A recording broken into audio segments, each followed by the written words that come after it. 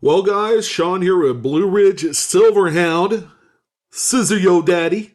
Just kidding. Hope everyone's doing well. We have kind of a hot topic right now because we have a new grader, a new kid on the block that's making all sorts of headlines that, well, their graded coins possibly could be selling for a huge premium on the secondary market. We're actually going to take some time to take a look at what the market is for the CACG graded coins. I actually have an example right here. This 1945S Walking Liberty half dollar. Hell yes, I did pay more than what a comparable PCGS or NGC graded mid-state 65 version of this coin normally sells for. And is it justified? I think that's the question. Now, let's be honest with ourselves. The market is still very new for CAC-G or CAC graded coins.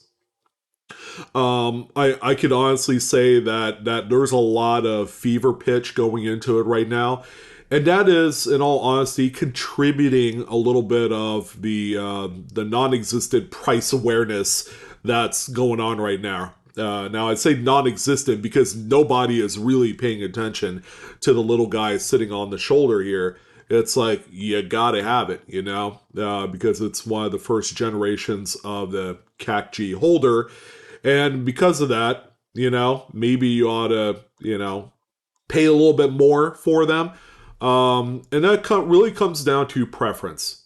Is it worth paying 10, 20, 40, 50% more above and beyond what a comparable PCGS or NGC graded coin goes for?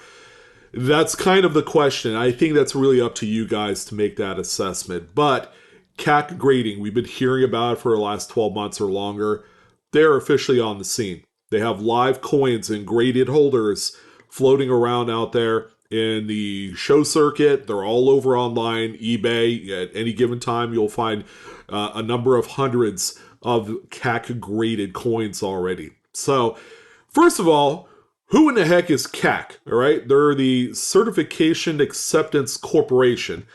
They used to be, and probably still are, they used to audit third-party grading standards, right?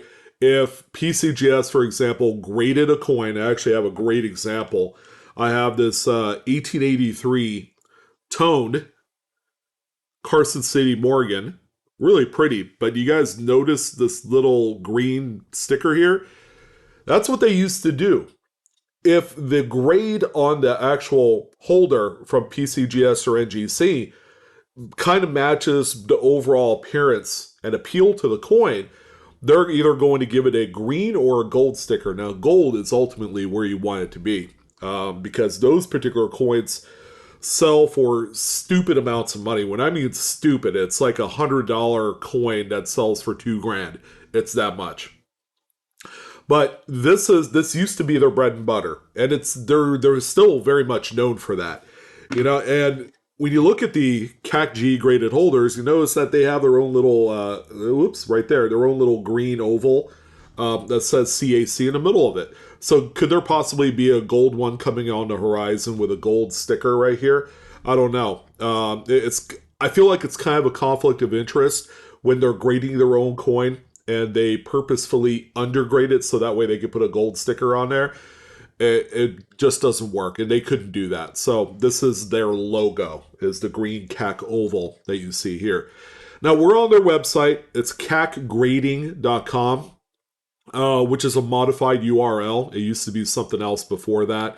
But since they are kind of switching over to 100% grading, at least that's the plan for all this, then they have changed the website to CAC grading.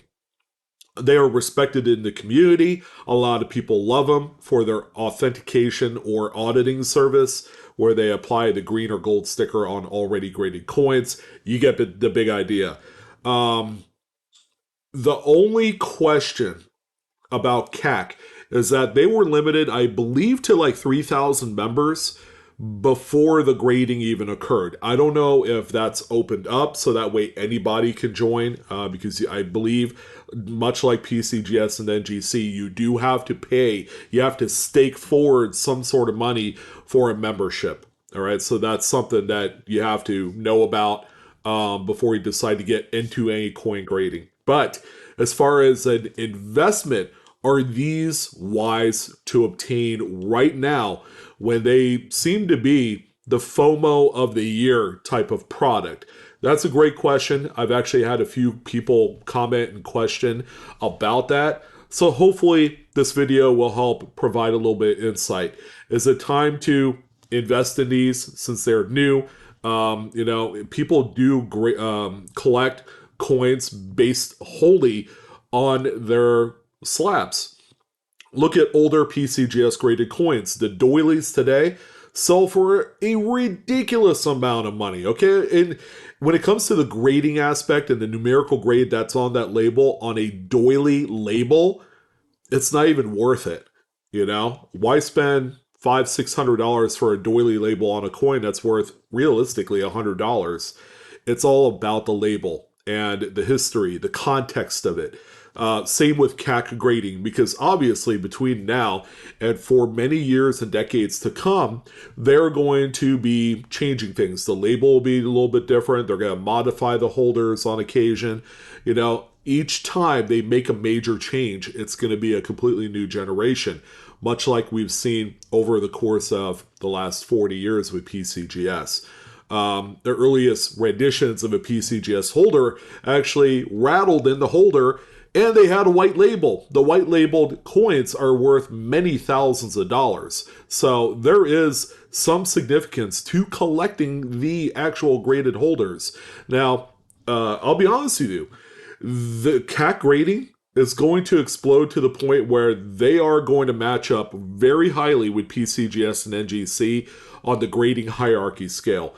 Where they actually sit one day, it will be kind of a mystery until it happens. Will they do more submissions than PCGS in the future? Are they going to be known as being more stricter? These are things that I think crosses everybody's minds, all right? And, when we look at some of the older graded PCGS coins, a lot of those were severely undergraded. The grading standards coming from both PCGS and NGC back in the late 80s or whenever, they were a lot more strict on the grading. That's why, today, as a way of kind of like profiting from the grading system, you could go and buy some of these Generation 1 Rattler holders of coins, crack them out, and resubmit them back to PCGS in a modern holder, and it wouldn't surprise anybody if it came back 1 or 2 grade points higher than what the Rattler says, thereby increasing the value of that particular coin. Because all it takes is one whole grade point bump up, and you're in like Flynn. You're going to be cashing those checks to the bank. All right, so what I wanted to do was hone in on exactly where the market sits currently. There are on eBay. We're going to use eBay because it's kind of like the catch-all of a lot of things in the coin world. 586 results for CAC G, and that's how it is spelled out for CAC rating. It's just not CAC, because when you type in CAC only, it's also going to bring up all of the PCGS, all of the NGC graded coins that have that CAC green sticker. So they have designated the actual graded coins by CAC to be CACG. So I just want to make sure that you guys are aware of that. So on eBay, 586 total results for CAC G. Maybe they're not all CAC graded holders, but you could see there's a pretty good abundance of different levels of prices of coins. And they look like they belong in the landscape of graded holders. As far as pricing goes, at first glance, they all seem to be as competitive as what you would normally find on the PCGS or NGC holder, right? Well, kind of.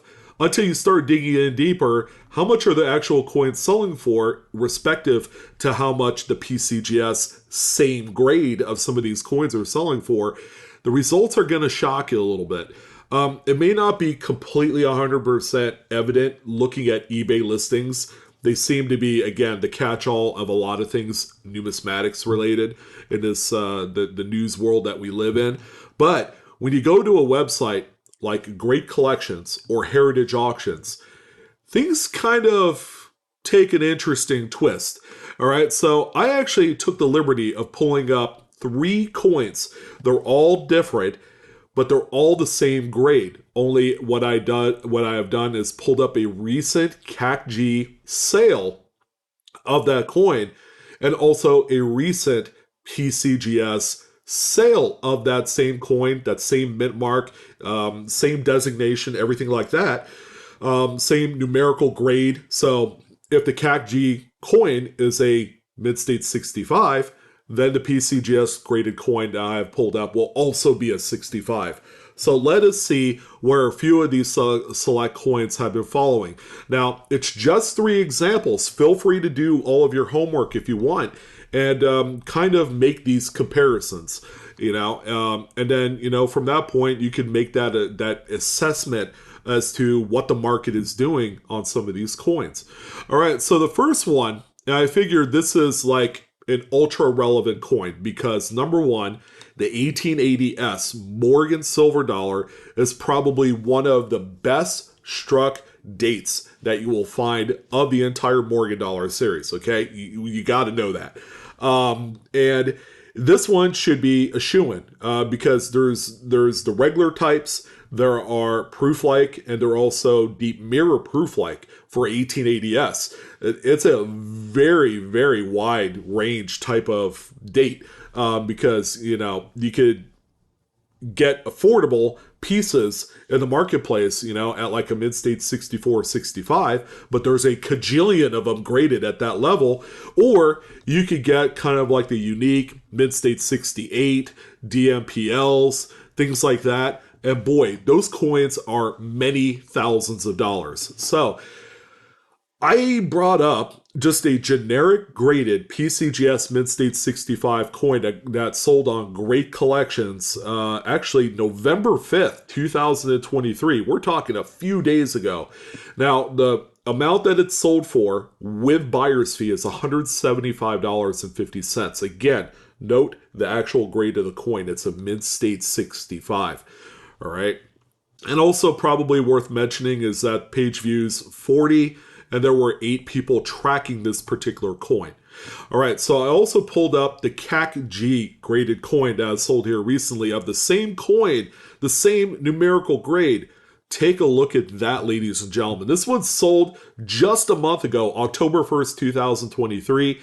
CAC-G Mid-State 65, nearly double what the PCGS graded coin sold for, $336.24.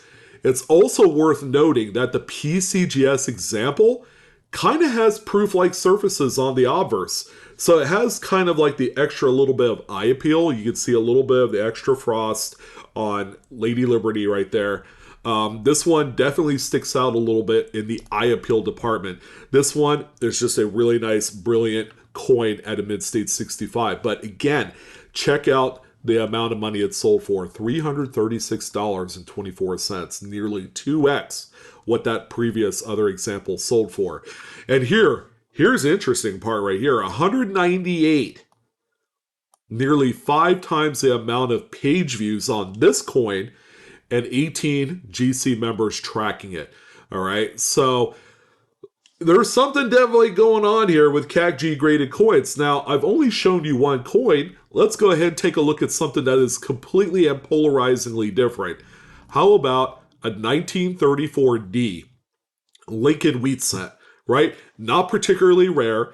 They made quite a few of these. This is not the finest grade example either. I believe these you can find in mid-state 68.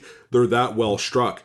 But what we have here, okay, is a PCGS graded mid-state 66 plus full red example.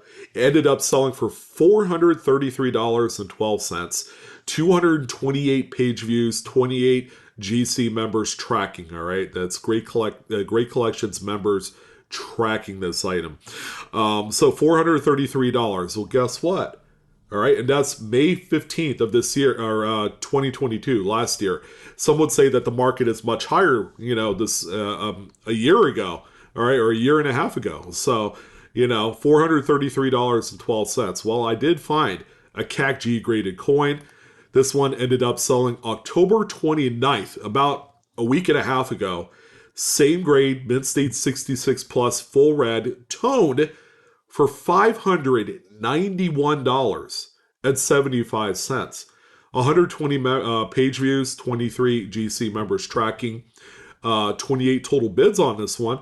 A lot of people are very interested in this coin, and they're taking it very seriously because, as you can tell from one to the other, they had paid $160 more to own the CAC-G plastic graded 34D, as you see here. Okay, so two pretty convincing, very compelling listings.